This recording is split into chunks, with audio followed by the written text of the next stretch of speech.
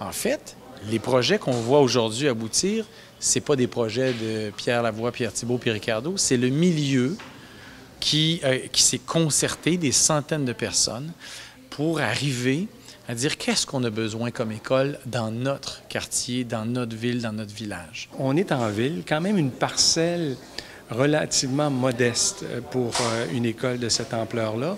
Donc, on a fait une école, je peux dire, en palier, de façon à utiliser les toitures d'une portion de l'école qui deviennent comme des extensions de la classe, d'une certaine façon, parce qu'on est au même niveau, on est protégé, mais qui augmentent aussi, si on veut, l'aire de jeu des enfants. Donc, c'est une école en palier, donc on a pas une partie qui est à 2 étages en maçonnerie qui reprend le gabarit du quartier.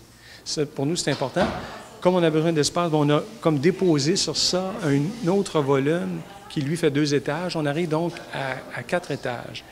Et on a l'autre élément important, il y avait des arbres matures sur le site. On trouvait, comme on était en ville, extrêmement important de conserver ces arbres matures-là. Donc, on se retrouve avec une école un peu en L, avec une entrée principale qui est au carrefour, si on veut, du L, avec un grand toit, un préau qui protège les enfants.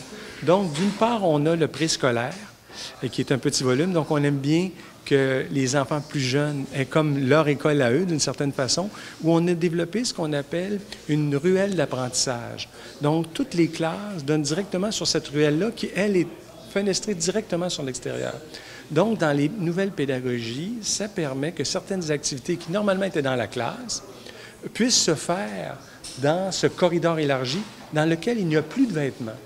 Parce qu'on a aussi ramené les vêtements, le vestiaire, à l'entrée, de façon à garder l'école propre et d'offrir au corridor cette nouvelle vocation. L'autre élément important, c'est qu'on a créé le volume qui est sur le coin de la rue, toutes les activités, je dirais, qui peuvent être communautaires. L'espace salle à manger, l'espace gymnase, l'espace bibliothèque. Donc, on peut, à ce moment-là, dédier ce volume-là en dehors des heures de classe à la communauté. Donc, autour de ça, on appelle comme une espèce de cœur d'apprentissage. On a un gradin autour duquel est l'espace salle à manger. Ricardo nous en parle avec bonheur, comment on a plus d'espace maintenant pour manger. C'est un lieu important dans la journée. Alors, et on a aussi, bien sûr, le potager, la cuisine qui n'existe pas dans la majorité des écoles. Manger, c'est le même bonheur partout. C'est-à-dire, on veut des tables, on veut un environnement sain, on veut pouvoir manger dehors. Et manger quoi? Ça, c'est ce qui s'en vient. Parce qu'il reste 2 ans là, avant que les enfants soient là. Donc, chaque région va réfléchir. Puis souvent, on leur disait, qu'est-ce que vous avez déjà comme organisme? Il y a déjà des organismes qui sont là, qui vraiment alimentent les enfants. Donc, qu'est-ce que vous avez comme organisme? Qu'est-ce que vous rêvez de faire de plus? Qu'est-ce qui vous manque pour faire ce que vous rêvez? Donc, on part de... Puis chaque, encore une fois, école a sa propre histoire. Puis on va partir de ce qui existe déjà. On ne donne rien de réinventer le monde. Qu'est-ce qui existe? Puis qu'est-ce que vous rêvez? Puis on va travailler là-dessus. Alors, ce que les enfants vont manger, c'est une chose.